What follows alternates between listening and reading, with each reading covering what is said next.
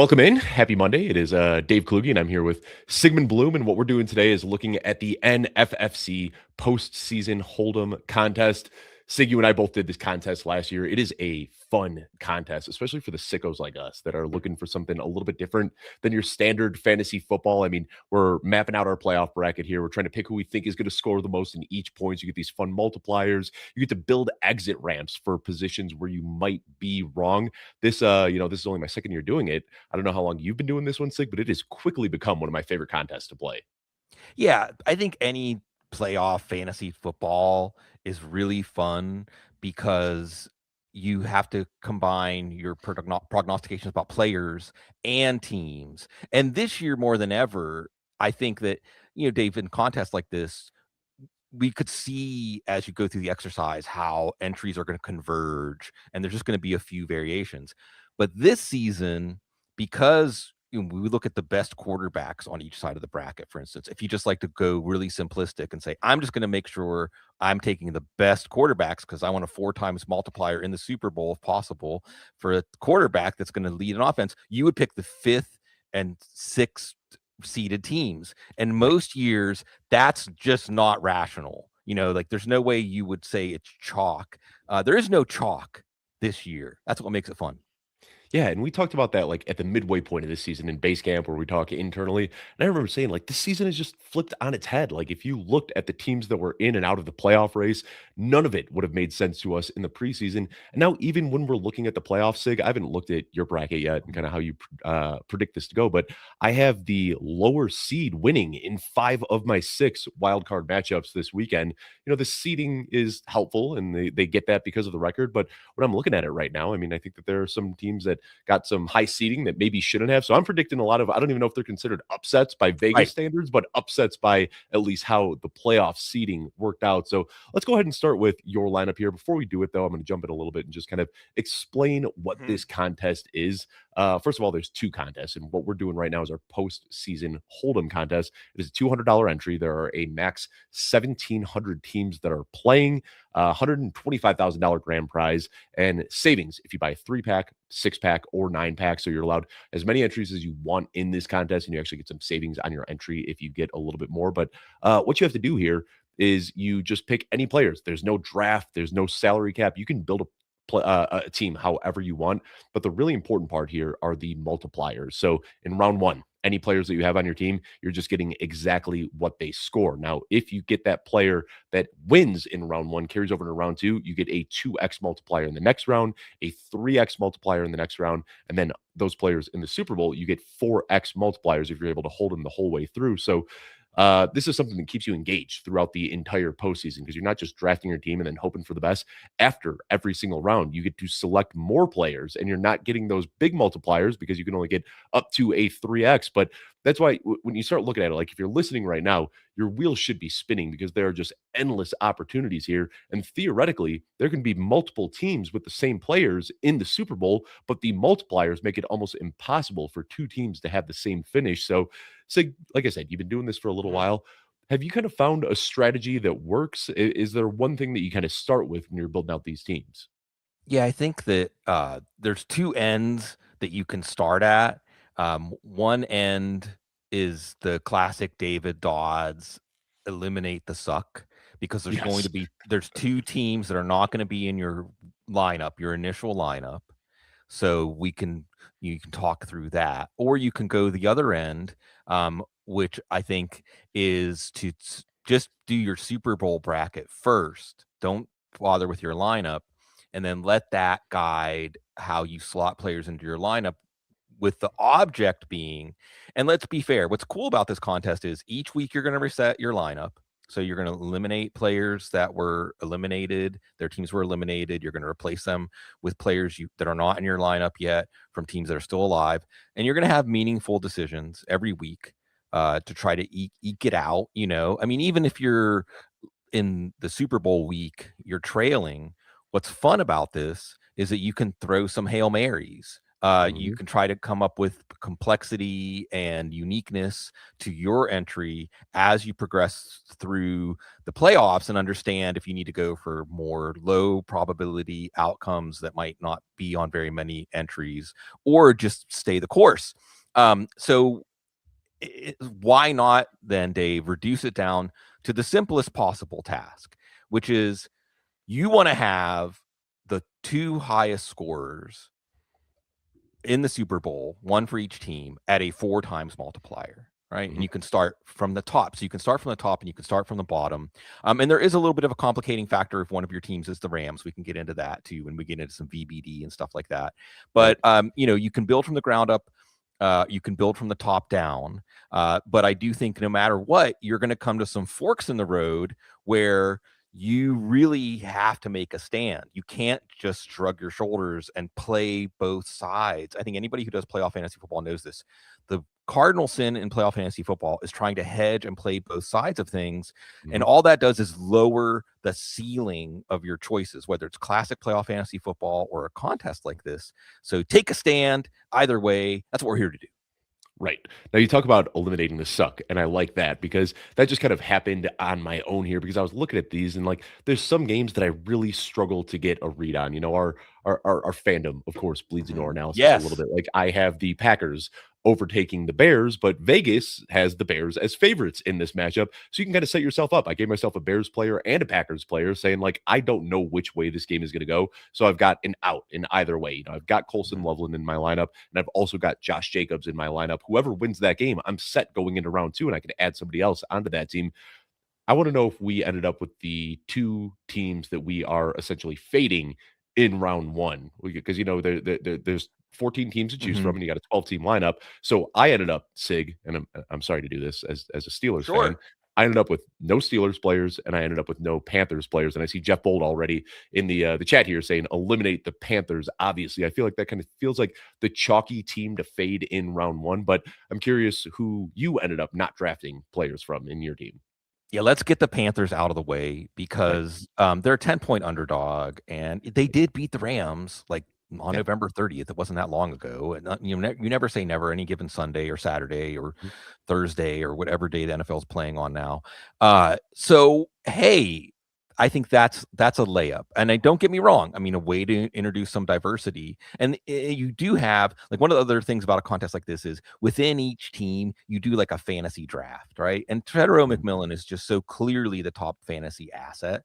And if they do advance, it will probably be on a Tedero McMillan big game. But so many things had to break right for them to win that game. So let's take the Panthers out. And then, I started out with the Steelers. And I'm a neurotic Steelers fan, so I'm skewed. I started out, and I'm gonna turn it back on you, right? Because I started out as the Steelers as the team that was out. But as I stepped through my lineup, the lowest confidence teams to make the Super Bowl, other than the 2 that you eliminate with the suck, are going to be the teams you probably slot into, like kicker, defense, right? So I'm down to my kicker. Spoiler alert, we're getting later on in the team building process. It doesn't make smoke come out of your ears, everybody. But I was down to like the 3 lowest confidence teams I had were the Chargers, the Packers, and the Bears. And like you, I see the Packers-Bears game as more of a coin flip game.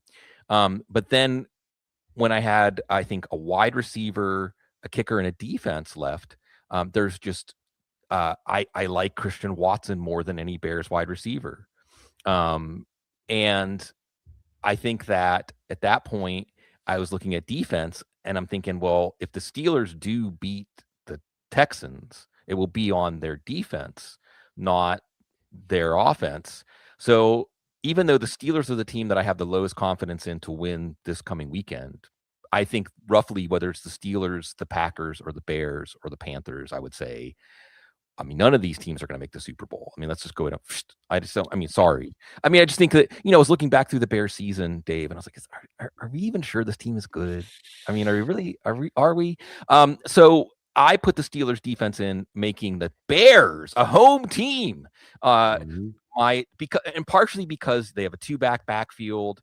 Like you said, Colston Loveland would be the top pass catching choice, but that even feels kind of dicey. So there was just no clear option. I think if I was going to do a configuration where I was weighting the Bears a little more, it probably would be like Cairo Santos.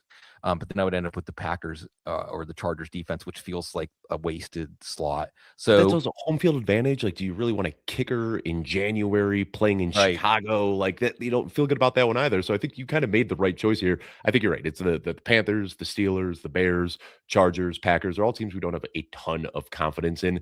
It's funny, as you're talking through this, I'm wondering now how similar our teams are going to be, because I think we took a Probably very pretty similar similar. approach to this. Yeah, well, and I think that's what's neat about this, though, and I think folks that play DFS understand this. Where part of this, and David Dodds, where he's always close to our minds and our hearts, the co-founder of Football Guys, and he was one of the first ones to really understand that in DFS, having somewhat accurate projections of what everyone else is going to do is important.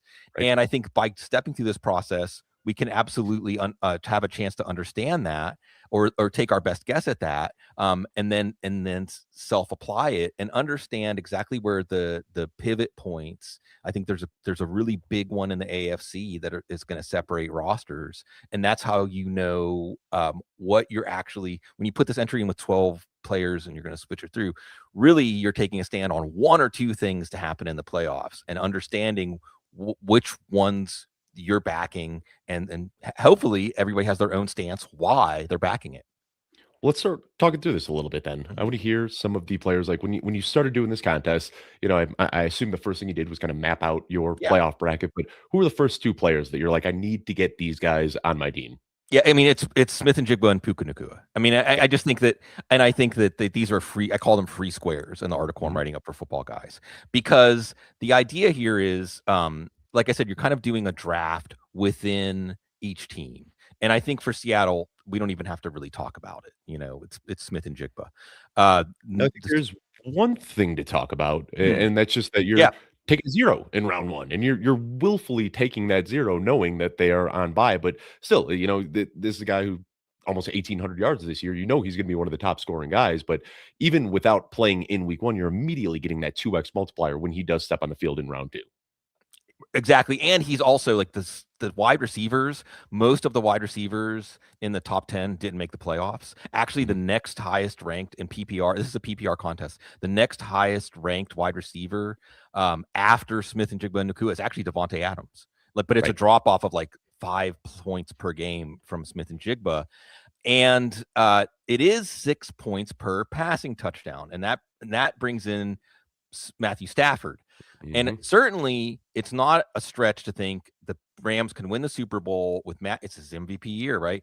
With Matthew Stafford throwing like 14 or 15 touchdowns, 3 or 4 in the Super Bowl, without Puka Nacua catching one, and in the entry that had Matthew Stafford instead of Puka Nacua wins. And that's certainly something you have to think through. But the drop off from Puka Nacua to the next wide receiver is so steep compared to the drop off from Matthew Stafford. And I think that it's still, unless Nacua gets hurt in the playoffs, which is possible, it's more likely that Nacua is, even though he doesn't give you the same sheer amount of points that Stafford will give you, he will give you enough of an advantage over the next option as long as you get that quarterback right. Right. So, and this is where it comes. This is it. Right. If you have Nacua over Stafford, then one of your quarterbacks better be the quarterback for the AFC in the Super Bowl. And let's just say it's not going to be Bo Nix. A Mhm. quarterback that had 4 very productive games in a row to make it so the team that had Nacua, and the team that had Stafford, their wide receiver is going to be a farther drop off from Nacua than Stafford to your quarterback. And that's the question, right? I mean, I think the biggest question when you make your lineup is, who are you picking in the AFC to go to the Super Bowl? So I'm curious who you have, because right now we're 2 for 2. It's Smith and Jigba and JSN. Or I'm sorry, JSN and Puka. Those were like the two first guys that I picked as well. So who's your quarterback then out of the AFC? I stared and stared and stared at the crystal ball, Dave. Yes. I've got it as Trevor Lawrence. Wow. All And right. look, Right. I think it is reasonable to have this as Trevor Lawrence, as Josh Allen, or as Drake May. I Mhm. think all three are reasonable positions. And we can get into, well, I'm picking the Texans, which is also reasonable. And then we'll talk about Nico Collins and CJ Stroud, or maybe even the Houston defense. But I want it to be the Bills. I want this to be Josh Allen's year. It should be Josh Allen's year with no Joe Burrow and with no Patrick Mahomes. The problem is that this is a very flawed Bills team. It is. And I mean, don't get me wrong. Josh Allen pulls a rabbit out of a hat. That's what he does, right? But is that a plan? Is that really a plan going into the playoffs? Because they do have James Cook, but they have no downfield passing game. Their defense can just hemorrhage yards and points to make them put Josh Allen in that position. Josh Allen also is probably hurt. He had to have X-rays on his foot in after 2 consecutive games, and this it's sad because this Bills team isn't as good as the teams that lost, with Josh Allen playing out of his mind. And that's the other part, is Josh Allen can play out of his mind, and for fantasy still put up ridiculous numbers, even losing in the AFC Championship game. But we saw Trevor Lawrence do the same thing. This team has not lost since week 10 to Davis Mills in that 19-point collapse against the Texans. And they only played one playoff team in the second half of the season, but it was Denver at Denver, and they thumped them. They humbled them. That's your number 1 seed. So in the end, and then with Drake May, it's just so hard for quarterbacks in their first postseason to go all the way to the Super Bowl. Right. And I know some of this is like arbitrary, but you have to figure out something to split them hairs. So I think that's the big inflection point here, because I'm looking at that and I had the same sort of mindset as you. Like, I want these 2 NFC wide receivers, but then in order to do that, I almost have to bet on who I think is going to go to the Super Bowl in the AFC. And I did go with Josh Allen here. And like you said, the rabbit out of a hat, he just seemingly does it time after time. So that's why I made the bet here. But I shared it with Jeff Bell, our resident Bills fan here on staff. And he said, I love you, Dave, but I don't think that's going to happen. But thank you for making my day with that prediction. There is a lot that can go wrong, but to me, this just feels like the year of destiny for Josh Allen. Like you said, no Mahomes, no Burrow, no Lamar Jackson. This is the clearest path he has ever had there. Now, Trevor Lawrence has been on fire, and this Jacksonville team looks good, but I think my concerns are just Trevor Lawrence, a young quarterback, doesn't really have the playoff acumen, a first-year head coach in Liam Cohen. It can happen, but I just have some concerns there. But this is the big difference in our team builds here is, we not only the Super Bowl winner, but like we're just predicting complete opposite way that this game goes in round 1 with Buffalo and Jacksonville playing each other. So after you got Trevor Lawrence in there, I'm curious who your other quarterback was. I assume, and maybe I'm making a wrong assumption here, but I assume that you're going with a team out of the NFC, that isn't Puka Nacua or Jackson Smith-Njigba. Or the other option that you can do here, if you're feeling frisky, is you can double down on the AFC bet, go with 2 AFC quarterbacks, hope that one gets eliminated, and then you can fill in that spot next week with an NFC quarterback. Yeah, and I think that, again, I'm trying to build in a ceiling. So I mean, I think that the one wrong move is going Allen and Lawrence. I mean, I think that you're assuring that one of those guys is a 1X, and then whatever quarterback you put in is starting at 1X, because other teams are at least going to get a quarterback for a 2X or maybe even a 3X, and you're ensuring that you can't have 2X quarterbacks in the second round, Right. Now, if you do have the 2 quarterbacks in the AFC Championship game, right, and I guess it would be, see, the thing is, even if you picked Allen and May, they could face each other in the second round. Right. And so it's just, I mean, I think that you are relying on other people making mistakes if you're doing that. So I think by process of elimination, it's really easy to get to Jalen Hurts as your second quarterback. Yep. Although, again, Saquon Barkley could have, I mean, it is, I could talk myself into coming up with an entirely alternate, while we're doing this on the fly, lineup, because Saquon Barkley is going to face a Eagles running game, is going to face the 49ers probably without D Winters and Tatum Bethune, and already Fred Warner was out. And you just saw Seattle's running game, which was morose for most of the season, really came alive in a winner take all 1 seed game against San Francisco. And even though Kevin Patullo can't really call plays well, it seems like just the strength of the Eagles and the weakness of the 49ers defense. But the thing is, Jalen Hurts could score 3 touchdowns on the ground. Saquon Barkley could score 3 touchdowns on the ground. So we kind of shrug our shoulders there. But Jalen Hurts also, if you start to look ahead and you say, well, where are we headed? We're headed, I think, to an Eagles Rams. I mean, they had an incredible game in the snow last year in the playoffs. I think we're on a collision course for the Eagles and Rams to play either in the second round if the Packers beat the Bears, or in the third round if the Bears win. Now, of course, the Bears beat the Eagles, so we have to say, I mean, at that point, if the Bears can sneak past the Packers, they should feel confident if they face the Eagles in the next round. We could talk about see, that's the thing. As soon as you start doing this exercise, Dave, and I mean, some of this is like to illustrate how the process should be for you all, is you just get lost in the weeds of predicting these matchups and projecting different permutations of the bracket, because you still come down to like a yes or no decision, but this is how you get there. And we did see Jalen Hurts just come alive as a passer against the Rams to make up a 26-7 deficit. The Rams secondary is absolutely suspect. Lane Johnson's going to be back. So Jalen Hurts gives you that extra added dimension as long as they can beat San Francisco this weekend to have the passing numbers against the Rams or have the passing numbers against the Bears, like we saw Brock Purdy do. And maybe that's how they get it out of the game script where they get run over like they did in that first game.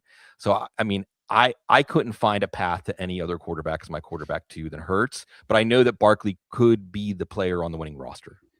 Now that's exactly where I ended up to. So right now we are 3 for 4 when it comes to same players. We have the difference on the AFC quarterback, but I also went with Jalen Hurts. Now I think a lot of what you said, though, you could also make a similar argument for Brock Purdy if you wanted to go that route, that Brock Purdy was just on an absolute tear weeks 15, 16, and 17. We've seen the upside in this offense. And if you think the 49ers can make a run, yeah, the defense is banged up right now, but that just leads to more points on offense. So I think that would kind of be the other route. I prefer Jalen Hurts, as do you, Sig, but I think there's a strong argument for Brock Purdy in that spot as well. So right now, just for everybody who's trying to pay attention to all this, we're throwing a ton of names out there. Yeah. You and I both have Puka Nacua and Jackson Smith-Njigba. You went with Trevor Lawrence, and I went with Josh Allen as the QB1, and then we both have Jalen Hurts as the QB2. What's the next position you want to talk about? Because I don't want to say like who's the running back. Sure.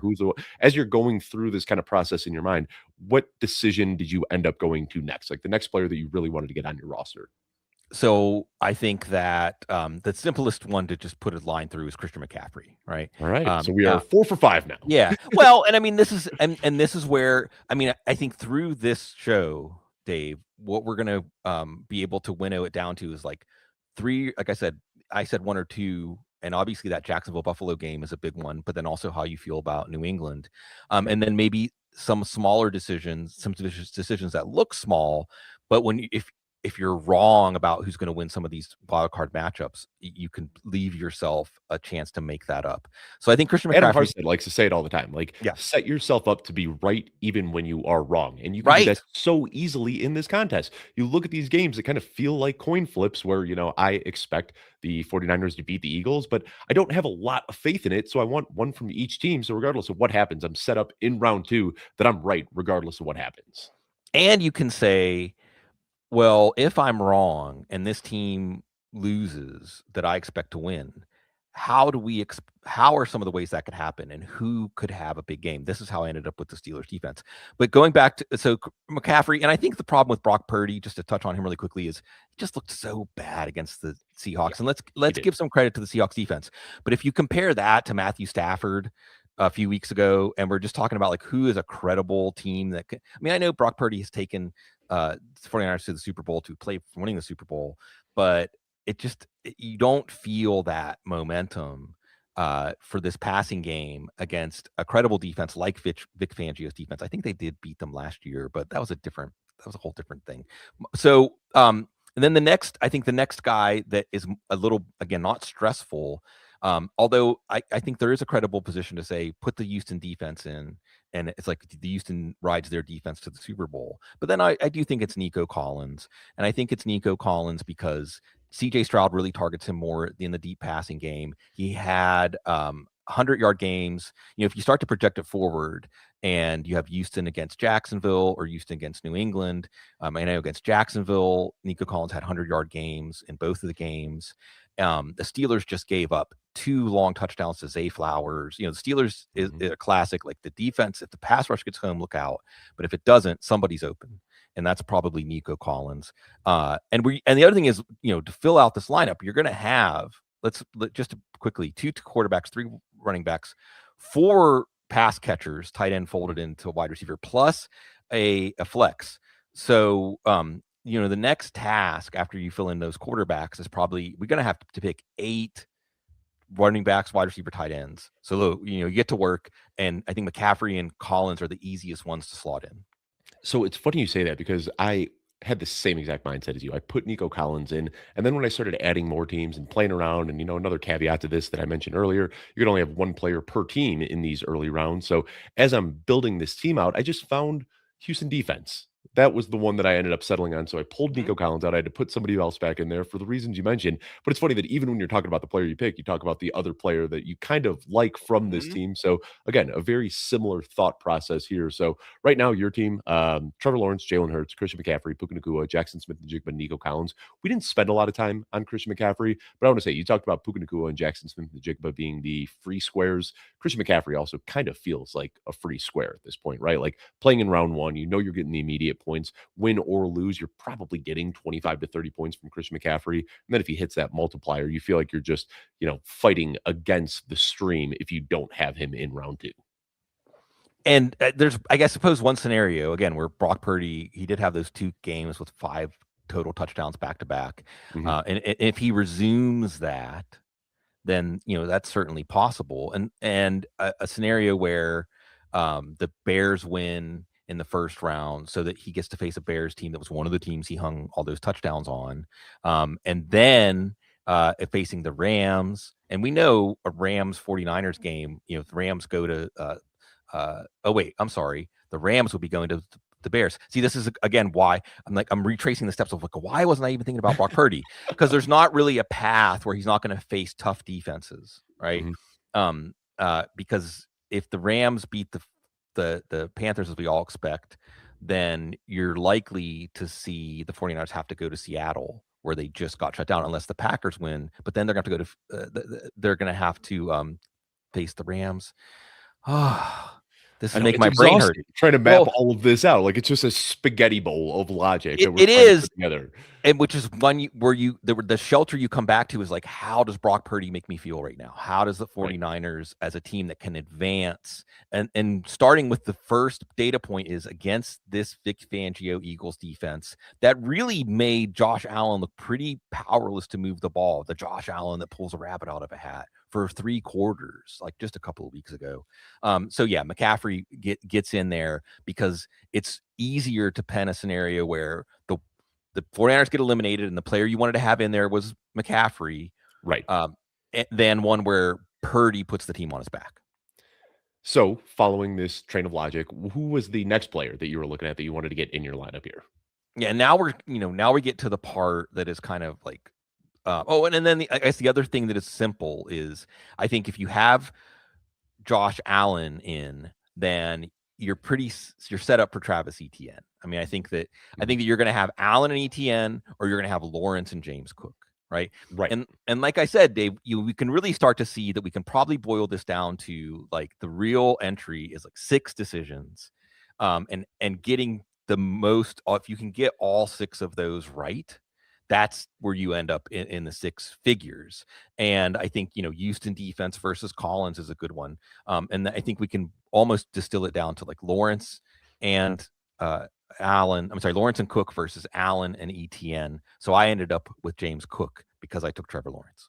I like that. And this is where I did deviate a little bit. And I like what you're saying here. It was really tough not having Etienne in my lineup. But again, this is one of those where just the way that I have the playoff bracket working out, I do have the the Jaguars losing in round 1 to the Bills. So that's one that you have to plant these flags, and it doesn't feel good doing it. But I ended up with Cam Little, a guy that we have seen just like easily making 65 plus yard field goals here. So with them being the one and done team, I did go with Cam Little. And then, of course, if they win, I don't want to say my team is completely busted. Like there are still ways to paint yourself out of that corner. But if that does happen with Josh Allen being my quarterback, if the Jaguars upset here, then I'm looking at a 2 times multiplier on a kicker. I don't have that AFC quarterback. Wouldn't feel great about that if that's the way it goes. But like I said, that's kind of the inflection point between my build and your build is that Buffalo Jacksonville game and how that one kind of shakes out. So you've got ETN in your lineup. At this point, you'd have one more player from what you expect to be a winning team in round one. Who was that? Yeah, going Well, down. not even. This could also No. be the coin flips. Like it Well, doesn't have to be a team you project to win. This is when you right. start looking at I want players from both teams in what I expect to be close Yeah. matchups. Yeah, I mean, you're going to have ideally 7 teams that win and 5 teams that lose. Right. But you can really start to narrow this now as so Cook is in there as my second running back. So I still have to have a running back. I still have to have a wide receiver. I still have to have a flex. And that's where we can go back to confidence in teams and at least say, well, I expect I don't have high confidence in Chicago or Green Bay or the Chargers compared to New England. And I'm sorry, Green Bay is one of the higher confidence teams. The Chargers and the Steelers are in my lineup as a defense. I kind of flew that. So we haven't talked about Denver. I think that there's an argument for RJ Harvey and there's an argument for Courtland Sutton.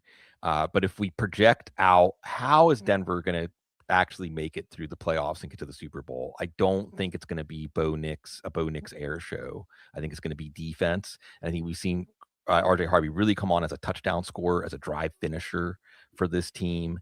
So I slotted him in as my representative. And that's how you should think of it at this point. It's like you're going to have representatives. Like you're not going to build a lineup without a Denver guy in the first round, right? You're not going to build a lineup without a New England. Now, I don't have a slot for Drake May. And I think that the simplest starting point on the flow chart for folks is like, New England, Buffalo, or Jacksonville. If you think one of them are going to make the Super Bowl, pick the quarterback for that team. Now, if you don't have a slot for Drake May, this is, I think there's an honest, reasonable debate that is very difficult to solve between Ramondre Stevenson and Travion Henderson. And I went with Stevenson because I think that we're looking for diversity. We're looking at a player who I think is just more in tune with Drake May in the passing game and who just is playing his best football right now, So again, though, the Stevenson versus Henderson could be another pivot point that separates some of these entries. And with Stevenson, we see this from time to time where these guys pick up these little injuries mid-season, and then they just come back from injury, and they are just fresher than everybody else. And right now, Ramondre Stevenson has fresher legs than most guys in the NFL. So this is another one that, as we're kind of talking through this, I ended up with Courtland Sutton instead of RJ Harvey. And my reason for that is because being in on Josh Allen, I figured if they do upset that game and the Bills lose, having Courtland Sutton, I can at least get Bo Nix added to my team in round 2. Still get a 3x multiplier on Bo Nix, but I don't have a lot of faith in that Denver Broncos passing attack. So that feels like to me the weakest point in my build is that if Buffalo loses, then I'm kind of investing into the Broncos passing attack, and I don't feel great about that.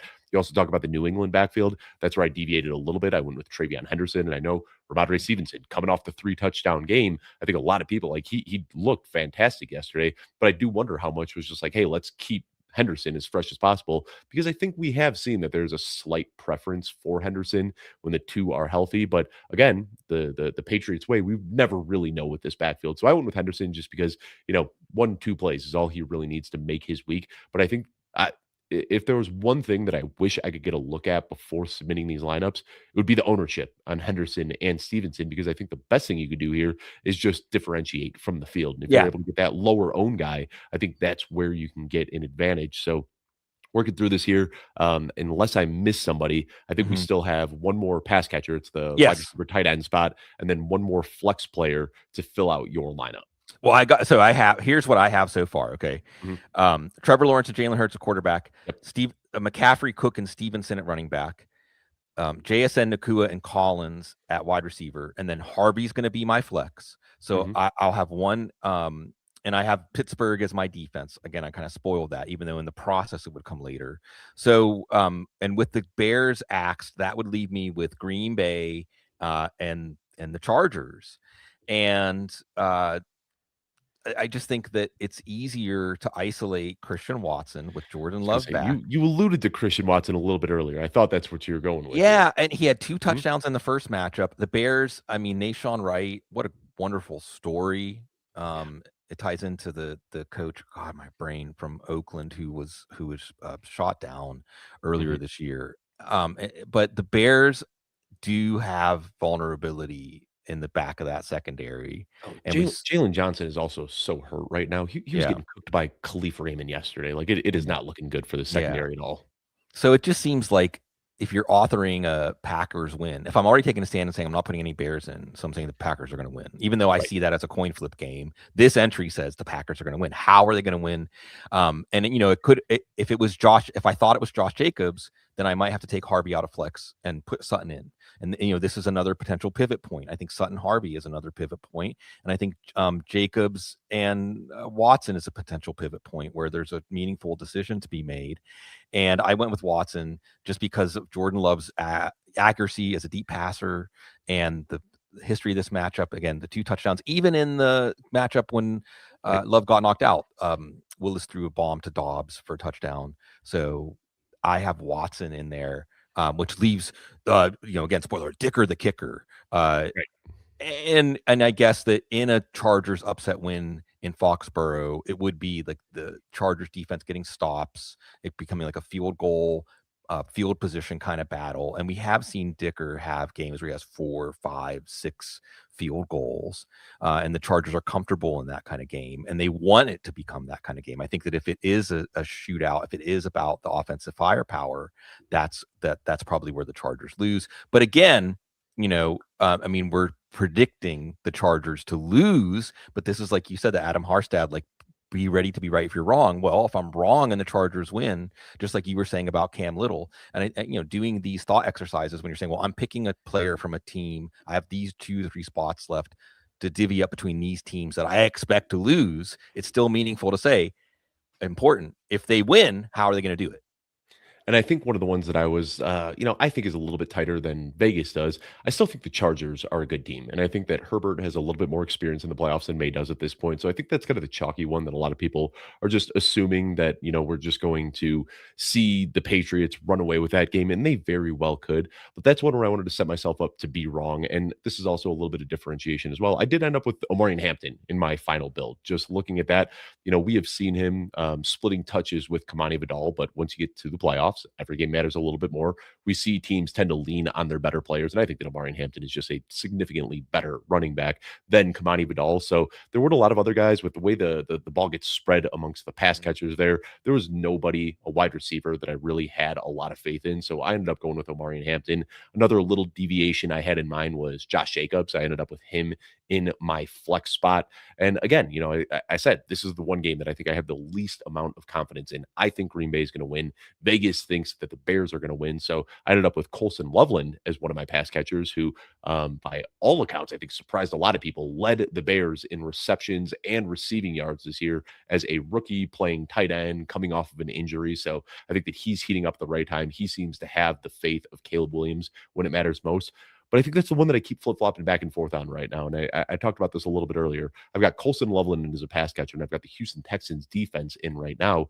But I kind of want to flip-flop that and go with Nico Collins as a pass catcher and then setting up Chicago's defense. But I have no faith in Chicago's defense at all. Like, that's one where you can end up getting -8 points in round one if they just get beaten like a drum by Yeah. the Packers. So I think that's the fear here. And you talk about, at the top of the show, I was joking about how many similarities we had, that we just ended up with so many of the same players. And I think you are going to see a lot of Puka, a lot of JSN, a lot of McCaffrey, a lot of Lawrence, a lot of Purdy, a lot of Allen. But I think it's once you start getting a little bit further down to these coin flip games where the ball gets spread around, that's where you can really differentiate your build. So let me walk through this one more time before we sign off here. Say your team: Trevor Lawrence, Jalen Hurts, Christian McCaffrey, James Cook, Ramadre Stevenson, Puka Nakua, Jackson Smith-Njigba, Nico Collins, Christian Watson, RJ Harvey, and then you have Dicker the kicker and the Steelers defense. For my build, I've got Josh Allen, Jalen Hurts, Travion Henderson, Christian McCaffrey, Omarion Hampton, Puka Nacua, Jackson Smith-Njigba, Cortland Sutton, Colston Loveland,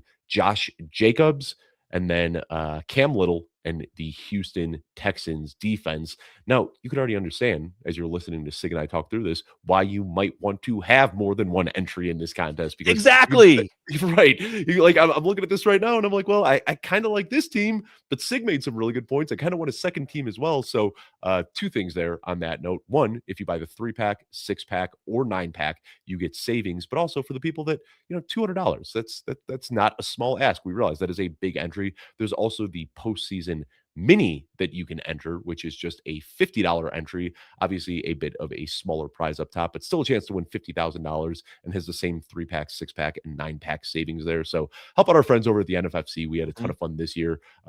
Sig, we did a team together that we drafted this preseason. Got hot late in the season, but unfortunately a little too little, too late. We missed that one there. But the team that I drafted with Joey Wright ended up advancing. The team that I drafted with Matt Waldman advanced as well. So we had a few bullets in the playoffs there in the NFFC contest, but love working with the guys over there. They do a really fun contest, just a good partnership that we're nurturing over here at Football Guys. Sig, before we sign off here, any final words of encouragement or advice to anybody that's going to be building these lineups? Yeah, I think that you added that extra part at the end about discounts on multiple teams or mixing and matching maybe like your highest confidence ticket Right. in the $200 contest and then playing some. So I talk out of both sides of my mouth. You can hedge, but you can hedge with different lineups that, again, starting with the point of where were the toughest decisions for me. Now I'm going to put in a lineup where I flick all the switches the opposite direction and let's see what happens. And again, there's meaningful decisions to make. And otherwise, whether it's through fantasy football or through following the playoffs together, Cecil and I are going to be doing our previews. Football Guys is going to continue to turn out content about the playoffs and then about the free agency and the coaching changes and the draft. And really, it's just a chance for us all to hang out, like hang out with my friend Dave Kluge here today in the middle of my day. Like that brightens my day, like all of you in the chat room, including the Joey, right, who's mourning the Bucks. And I get it. I mean, the Panthers weren't supposed to beat the Rams. The Falcons weren't supposed to beat the Rams. The Panthers weren't either. But so I just, what a terrible backdoor cover. Anyway, it's just really fun that we have this community to hang out with, and NFFC, like us, is like mom and pop and been around for a long, long time. So that we're all among friends here, like we always are anytime that we're here on the Football Guys YouTube channels. Yeah, and if you want to learn a little bit more about NFFC, coming out with a podcast tomorrow with our friend Tom Kasenich, who is over on SiriusXM, but he's also one of the I should have known this before I said it. I think he's one of the founders, maybe a founder. I know he's over at NFFC doing a lot of work with them. So I'm going to have him on a little bit to talk some more about this contest and just some other things that they're doing over at the NFFC. So check that out. That'll be on podcast tomorrow. But I want to thank everybody so much for taking the time to tune in today. We will hopefully have good news to share at the end of this. And Sig, you talked about it. This time of year, I think a lot of people are just like happy that the fantasy season is over. But in my opinion, this is one of the best times of the year. Like, we've got playoff football here. We've got rookie scouting coming up. The NFL draft will be here before we know it. And this is the time of year when we get to just interact with so many other people in the industry because we are just head down working like crazy in season. So I want to thank everybody so much who took the time to tune in. We will be back soon.